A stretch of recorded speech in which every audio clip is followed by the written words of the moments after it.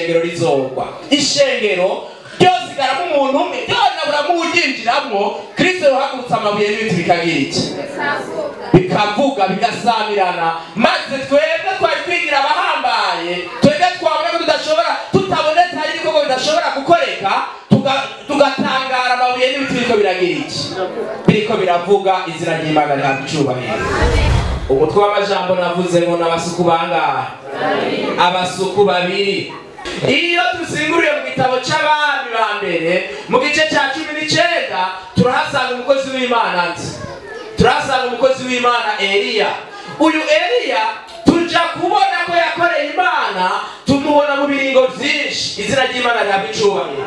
Ariko kandi tuja kubona yuko igikorwa ca Eliya kiriko kiragera ku musozo. Iyo tubananije dusoma inkuru mu gitabo c'Abami tuja kubona ko habaye itorwa ry'umusuku wiwe yitwa nde? Yitwa Elisa. Izina ry'Imana rihabwa icubahiro.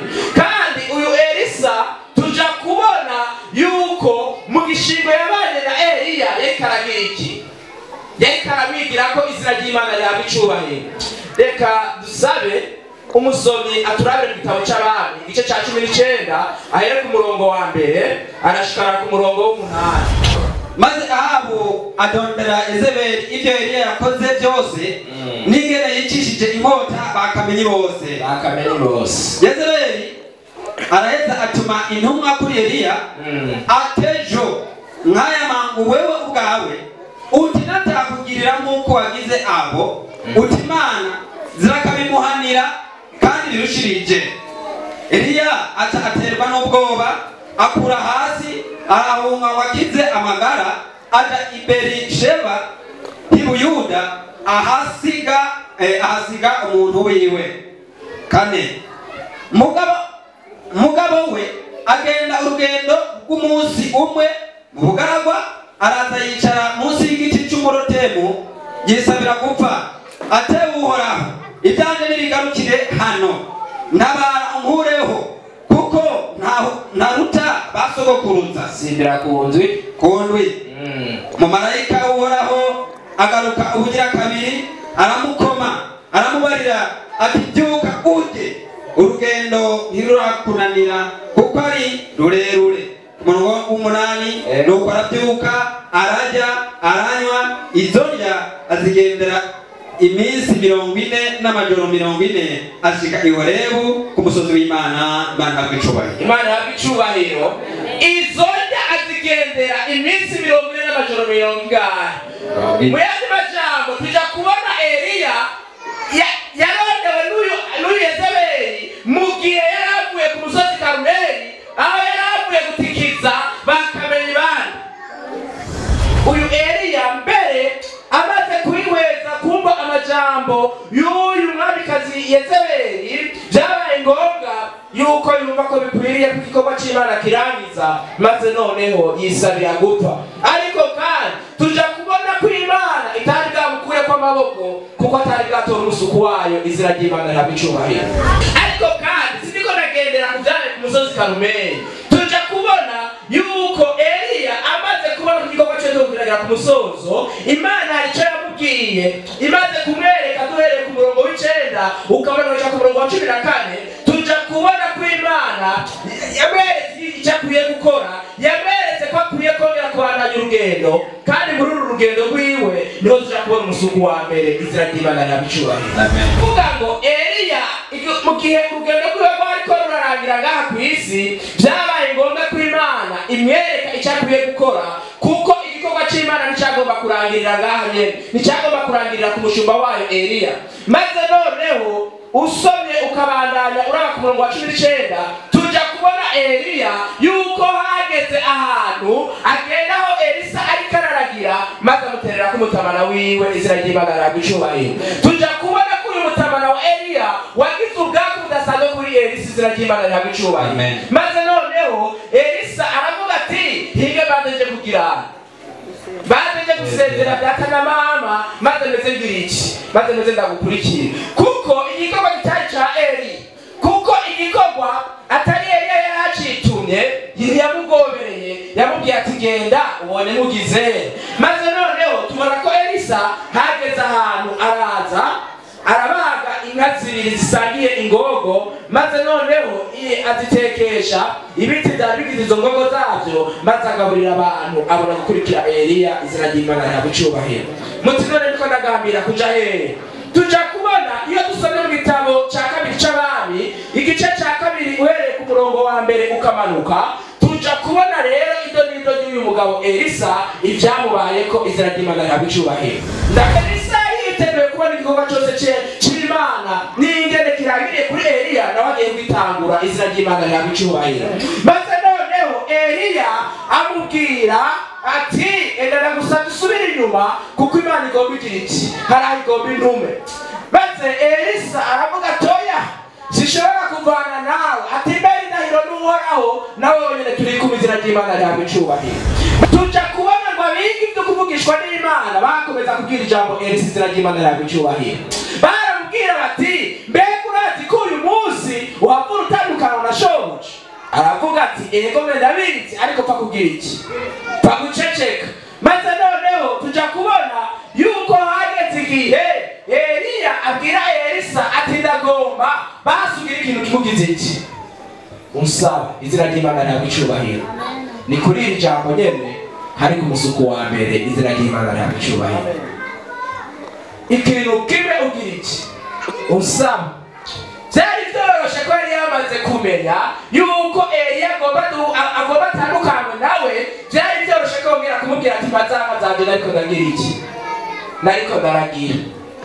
Yari kumubwira ati rondera ubutunzi bwa hano ku isi wongere kuma, maze noneho ngende nijanajandire ku gikorwa kirangiriye ngaha. Ariko sivyo Elisa yagize iki, sivyo Elisa yamusavye. Nubwo tutabisone muri mirongo y'aha ku 10 uhereye ku icenda ukamunoza mu murongo wa 11, tuja kubona yuko Elisa yamusavye ati impa igice cyo kumwe mugize iki ufise. Bene majambo, impa ku Mana usanzwe wizera, impa ku vyizerwa vyawe, impa gukora ibitangaza n'ivyo nakubonanye. Izina ry'Imana rihabwe icyubahiro. Uyu ni umusuku wa kangahe? Uyu ni umusuku wa mbere. Uyu nawe ugomba kumumenya neza. Tereza amaso hariya mu kigabane ca 5 cyo mu gitabo ca kabiri c'Abami uhereye ku murongo wa mbere. Tuja kubona ingene Elisa yakijije imibembete Namani, maze noneho amuruka kwiyuhagira muri Yorodani biyatanga mu bingahe, biyatanga bitwa. Maze noneho Namani yajeje gukira, avuga ati uyu mugabo anyijije, reka inge munamuzaniye ndagira iki. Uyu munyacyubahiro Namani yari yaje yitwaje iki, yari yaje yitwaje ingemu, yiyumvira ko ijambo ry'Imana kugira ngo umuntu arironke ari ngombwa ngo bafise iki, abafise ingemu. Ariko Imana dusenga, ariko Imana yayindi y'abana n'Abanyisirayeli ntabwo ikorana n'ingemu. Izina ry'Imana rihabwe icyubahiro. Elisa yaramubwiye ati genda wiyuhagire muri Yorodani, maze Imana imukiriza muri Yorodani. Uyu mugabo Namani aca yiyumvira ngo yakijijwe na Elisa, kumbe yakijijwe n'Imana. Izina ry'Imana rihabwe icyubahiro. Maze noneho aragemagema ingemu yiwe arayizana, ngo ayizaniye nde, ngo ayizaniye Elisa. Maze Elisa aramubwira yuko ivyigema atari vyagize iki. 15. Ego. Ho mu bami ba kabiri. Hanyuma agarukana n'abantu biwe bose kuri uwo muntu w'Imana. Ego. Araza ahagarara imbere yiwe. Ego. Aramubarira. Ego. Ati noneho ndamenye ko atayindi Mana iriho mu isi yose. Ego. Atari mu Bisirayeli. Ego. Enda rero niwabire ingemu nguhaye jewe umusabyi wawe. Ego. 16. Elisa aramwishura ati murahiye uguhoraho uwo nsabye nta kintu na kimwe nshobora kwabira. Ego. aramugobera ngo abyabire, ariko aranka. Imana iguhezagire. Gehazi, uyu Gehazi arabyihweza agize ati databuja n'iki, ni kicucu. Bamuzanira ibintu bingana nk'uku, none arabuzana ikintu na kimwe yotora. Ati uyu mugabo ibintu by'Imana byaragize iki, byaramuzingamitse. Je ndibaza kugira ngo arinde afate ingingo yo kuva hasi agende akurikira uyu mugabo Namani, muri we hari abajyana b'ivyibiro bingana gute. byinshi maze aravuga ati uyu mugabo nubwo twadukorera imana rimwe na rimwe sinzi kandi uyu Gehazi niwe yari yarabonye Elisa abantu baje kumutera akababwira ati si jewe mwaje kurondera ivyo yarabibonye uyu Gehazi yarabonye Elisa arigitisha umuriro abantu bangana gute 50 ituro zingahe ituro 3 kwiturigira kandi abaje aravuga ati nutugire nk'abambere ariko mu mwanya muto Satani aragira iki aramukatisha amereka yuko nabijya bintu by'inama byari bigize iki byari bikenewe maze noneho arihisha gatoyi umugiye kota akazuba ngaho inyuma y'inzu abonye yuko Elisa atamubona akurikirana Namani maze none arirukanga abari kumwe na Namani baramubona ati yaya tirenguja wa muntu agendanira umuntu w'Imana arabikeneye maze Namani aguruka pa kumukogoti avuye kumukogoti ata kumusanga ati namahoro atego n'amahoro ati none nibiki bikugenze ati data buca burya aho mwaviriye yagize iki yashira aronka abashitsi sinzi iyo umuntu agomba kora icyaha burya bifata amaprocesses menshi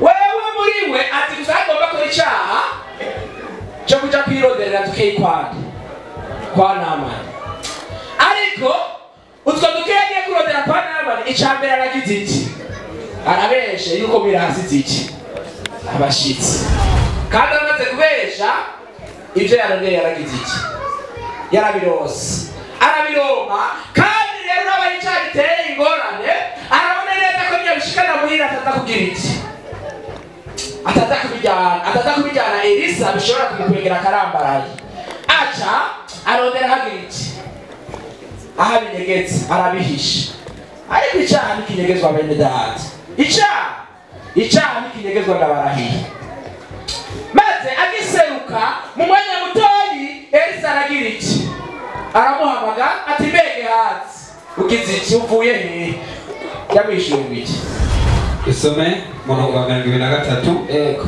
nuko Namani aramwishura yego ati nutware itaranto zibiri yego nuko aramugobera amutekera itaranto zibiri z'amafeza asaho abiri hamwe n'imyambaro ibiri yo gukuranya yego abikorera abantu biwe babiri baja imbere ya Gehazi bavyikoreye bandanya babishikanye ku musozi w'iwabo yego arabibaka araheza abijana mu nzu arabibika arungika abo bantu baragenda maze araza yinjira aho shebuja ari Elisa aramubaza atuvuye hehe ga Gehazi ubundi ateka naho nagiye karako nagize karako nashaka kibaye kinyama kigira kangaha kibaye kinyama kigira kabiri ubwa mbere ashitse kwa Namani yagize iki yabeshe yuko mirasize abashitsi none ariko aragaruka ashikiriye shebuja nawe aragize iki aramubesha naho yigeza agira iki naho yigeza agera ariko usomye ku murongo ukurikira tubona ko Elisa yishuye Gehazi aterega igihe wagenda umutima wanje wari kumwe nawe ati none imibebe yari kuri Namani uragize iki urayitoranye Imana tubabarire cyane ndavuga ngo Imana tubabarire kuko icyaha ni iki icyaha ni kibi icyaha urashobora kugikora utatigaruka zacu icyaha urashobora kugikora wibaza ko ari ibintu bisanzwe maze wewe nubwo utobona ingaruka abo mu muryango bakagira iki bakabona ingaruka wamaze kumva uwo kubwira utore uwo kubwira ati usabe ikintu Imana wamaze kumva umugwi wosaba kuwiberamo urashaka kuba umugwi wa Elisa cyangwa uragomba kuba umugwi wa Gehazi